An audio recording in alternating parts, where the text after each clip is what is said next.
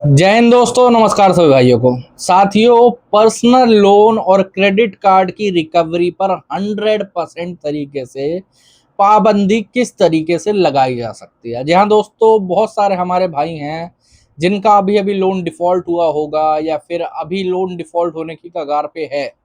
किसी का personal loan default हो चुका है, किसी का क्रेडिट कार्ड डिफॉल्ट हो चुका है, किसी का बिजनेस लोन डिफॉल्ट हो चुका है। और उनकी एक मेन कंसेंट रहती है कि सर ये रिकवरी वाले बस एक बार रुक जाए, उसके बाद तो किसी भी चीज की टेंशन नहीं है। बहुत सारे लोग हमसे कॉल बुक करते हैं और यही बात पूछते हैं कि सर किस तरीके से हम इनकी रिकवरी को 100% तरीके से रोक सकते हैं। मतलब इनकी कॉल्स को भी रोका जा सकता है, इनकी विजिट को भी रोका जा सकता है, और कैसे पूरा प्रोसीजर काम करता है। तो आज आपको मैं 3 स्टेप के अंदर पूरा प्रोसीजर बताने वाला हूं कि कैसे आप लोग अपनी होम विजिट पे और कॉल्स पे 100% तरीके से पाबंदी लगा सकते हो। 1% नहीं, 2% नहीं, 50% नहीं, 100% तरीके से पाबंदी लगा सकते हो। ठीक है। हाँ, बस रूल ये है कि आपको इसको पूरा फॉलो करना पड़ेगा। ठीक है। कई लोग क्या करते हैं, बीच में कुछ स्टेप मिस कर देते हैं, उसके बाद फिर रोते हैं कि यार हमारा तो रुका ही नहीं, आपने तो गलत बताया था। या फिर बीच में कुछ ऐसी गलती कर देते हैं जिसकी वजह से उनकी विजिट दोबारा स्टार्ट हो जाती है। तो आप लोगों को ये देखना है कि आप लोग ये गलती ना करें। ठीक है। इन गलतियों की वजह से आगे आपको दिक्कत हो सकती है। ओके। तो सबसे पहले तो आप लोग एक चीज समझ लो कि होम विजिट या फिर कॉल्स को रोकने का तरीका कहाँ से स्टार्ट होता है। बहुत सारे लोग सोचते हैं कि यार मैं अगर मान लो मैं कॉल बंद कर देता हूँ, अपने कॉल बंद कर देता हूँ, तो सबसे बढ़िया मैं तो कॉल उठाऊंगा ही नहीं, पता ही नहीं चलेगा। देखो, ये एक तरीके से ठीक होता है। मैं आप लोगों को कहूंगा, ऐसी बात नहीं है कि आप लोग कॉल मत उठाओ। मैं ऐसा नहीं कहूंगा कि आप लोग कॉल उठाओ, उन पर बात करो, समझाओ, ये करो, फलाना ढिम करो, नहीं। आप कॉल मत उठाओ, ठीक है, लेकिन आप उसके साथ प्रिकॉशन भी लो। अब कई लोग प्रिकॉशन नहीं लेते हैं। मतलब प्रिकॉशन समझाऊंगा क्या होता है पहली बात तो। ठीक है। अब कई लोग क्या करता है, जैसे मान लो कॉल खुद नहीं उठा रहे हैं, ठीक है, बिल्कुल ही कॉल अपना बंद कर दिया। अब उनके साथ क्या होता है, उनके रेफरेंस नंबर जो उन्होंने रेफरेंस में 4-5 नंबर दिए होते हैं, उन पे कॉल जाने लगता है, या फिर उनके रिश्तेदारों को फोन करने लगते हैं। तो सबसे पहले तो देखो, मैं आप लोगों को सभी को कहूंगा कि आप लोग कॉन्टैक्ट लिस्ट अपनी अपडेट कर लो। ठीक है।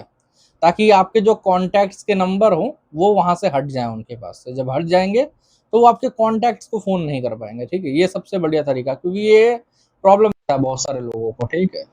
आपको कॉन्टैक्ट लिस्ट अपडेट करने के लिए ज्यादा कुछ करने की जरूरत नहीं है। ठीक है। सिंपल मैं यहाँ बता देता हूँ, वरना आप लोग मेरे चैनल के मेंबर्स वाले सेक्शन में 2 वीडियोस पड़े हुए हैं, आप 15-15 मिनट के दो, उनको देख के भी आप समझ सकते हो। ठीक है। सिंपली ये करना होता है कि अपने फोन से जो अपनी कॉन्टैक्ट लिस्ट है उसको हटाना होता है, इन एप्स को डिलीट करना होता है, एक नई कॉन्टैक्ट लिस्ट डालने के साथ में एप्स को दोबारा से इंस्टॉल करके उन्हें सारी परमिशन देनी होती है। ये प्रोसेस 5-6 बार करना होता है, और कम से कम आधे 1 घंटे के लिए उसको एप्स को अपने फोन में रहने देना होता है। ठीक है।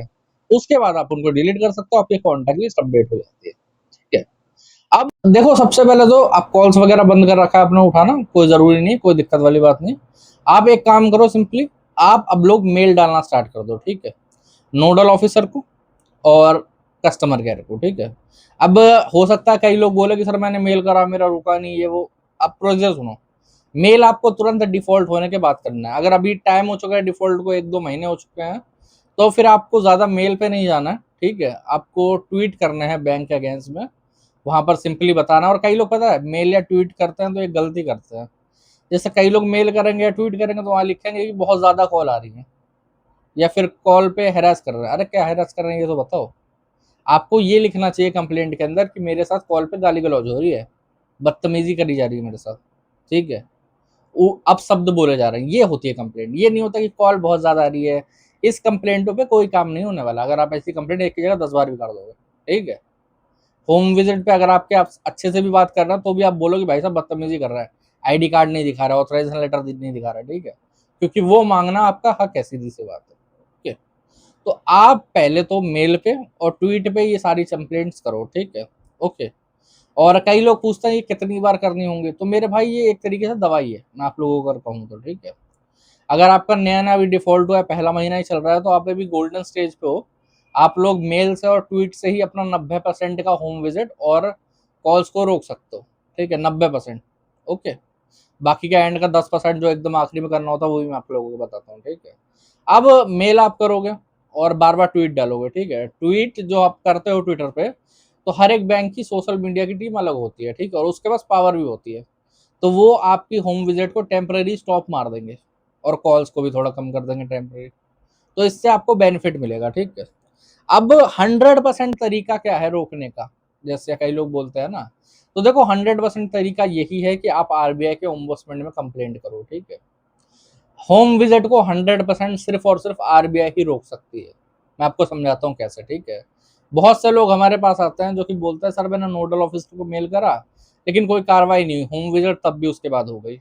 अरे देखो ऐसा होता है ना, आपने नोडल ऑफिसर को मेल करा, अब नोडल ऑफिसर टेम्पररी क्या करेगा, वो मेल ऐसा करेगा कि वो आगे चल के मैनेजर को मेल कर देगा, ठीक है, कि भाई इस मैटर में लुकआउट कर लो आप, ठीक है।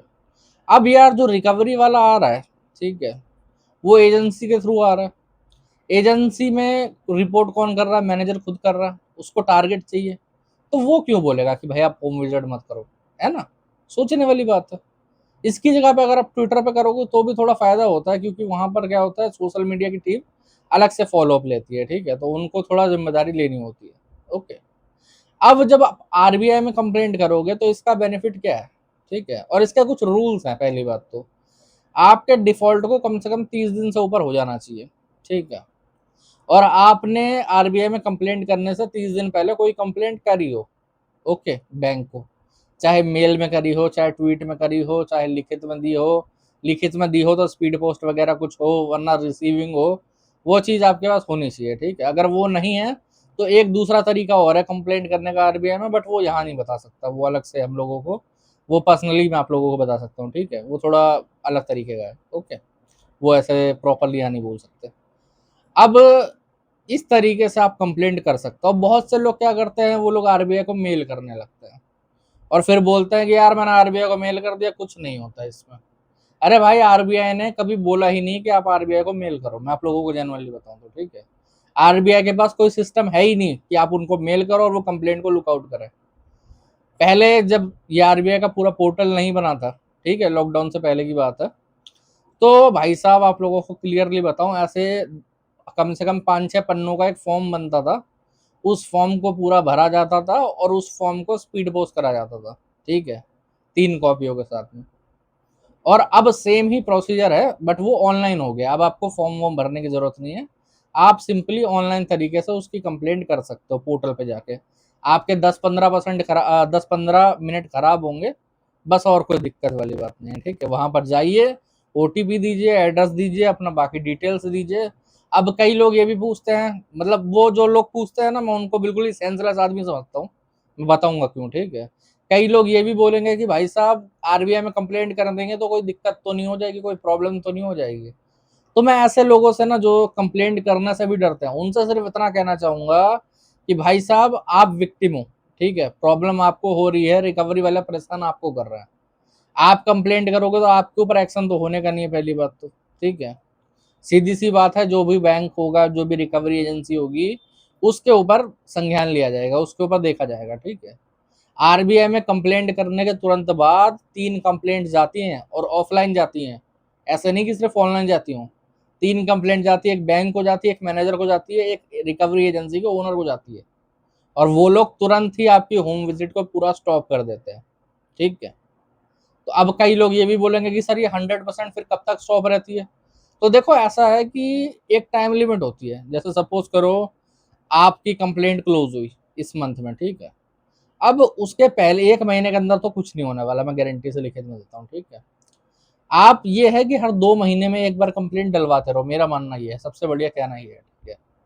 अब कई लोग खुद से भी गलती करते हैं कि अगर उनका अच्छा खासा सब कुछ बंद होता है तो वो खुद भी खुलवा लेते हैं, कैसे मैं बताऊंगा, ठीक है। हमारे एक सब्सक्राइबर थे जिनकी हमने आरबीआई में कंप्लेंट वगैरह करी थी, बजाज फाइनेंस की, ठीक है, तो उनकी पूरी होम विजिट वगैरह सब बंद हो गई थी, ठीक है। बट कट टू कट 4-5 महीने के बाद उनको एक बार कॉल आ गया, क्योंकि हल्के फुल्के कॉल चलते हैं, एक आधा कॉल तो करना पड़ेगा, क्योंकि जो एजेंसी है वो पैसा उठा रही है बैंक से या फिर एनबीएफसी से, तो उसको दिखाना पड़ता है कि भाई साहब मैं कॉल इतना कर रही हूँ कस्टमर को, ठीक है। अब कॉल आया होगा एक बार रिकवरी एजेंट का कि भाई साहब वो पेमेंट करवा देते हैं टेलीकॉलर का, तो ये कहीं पर बहुत ही ज़्यादा उसमें होंगे, मतलब क्या जल्दबाजी में, ठीक है, तो इन्होंने कह दिया हाँ हाँ मैं करता हूँ, रुक जाओ 1-2 दिन में, ऐसे करके मुंह से। अब जब 1-2 दिन का इन्होंने कहा तो इनकी रिकवरी ने वहां पर पीटीपी डाल दिया, पीटीपी मतलब प्रॉमिस टू पे, जब हम लोग बिल्कुल मना करते हैं ना या आरटीपी बोलते हैं, तो आरटीपी का मतलब होता है रिफ्यूज टू पे, कि हम पे करेंगे ही नहीं। तो रिकवरी एजेंसी वहां पर उसको छोड़ देती है कि भाई कस्टमर मना कर रहा है पे करने के लिए, तो हम उसको कुछ बोल नहीं सकते, समझ गए। बट जब पीटीपी मिल गई तो उनके यहाँ पर दोबारा विजिट होगा कि भाई आपने तो बोला था पेमेंट करने के लिए, तो फिर उनकी दोबारा कंप्लेंट करवाएगी। तो आप, मेरा कहना यह है, सेफा साइड की तरफ से आप लोग 2-3 महीने में एक एक बार कंप्लेंट करवाते रहो, उससे आपका भी बेनिफिट रहेगा, समझ गए। अब इसके बाद आप लोगों को होम विजिट के बारे में डरने की जरूरत नहीं पड़ेगी, मैं आपको जेन्युइनली कहूंगा, ठीक है। यहाँ से पूरी होम विजिट और कॉल्स आराम से रुक जाती है। वैसे तो अगर होम विजिट हो भी रही है तो भी डरने की जरूरत नहीं, आप उनसे आईडी कार्ड, ऑथराइजेशन लेटर और डीआरए का सर्टिफिकेट मांगो, नहीं दिखाते तो भगा दो, कोई जरूरी नहीं है। बट आदमी क्या होता है, आजकल नौकरी पेशा है, घर पे कोई रहता नहीं है, ठीक है। तो उन लोगों के लिए सबसे बेस्ट तरीका ये है, आप लोग कंप्लेंट करो, उसके बाद होम विजिट का डर आपको खत्म हो जाएगा, ठीक है। तो साथियों, आज की वीडियो में इतने। अगर आप लोगों को वीडियो अच्छा लगा हो तो चैनल को सब्सक्राइब कर देना। अगर और कोई प्रॉब्लम, दिक्कत, परेशानी आ रही है तो ऊपर नंबर आ रहा है, व्हाट्सएप पर मैसेज कर सकते हो, ठीक है। जय हिंद सभी भाइयों को।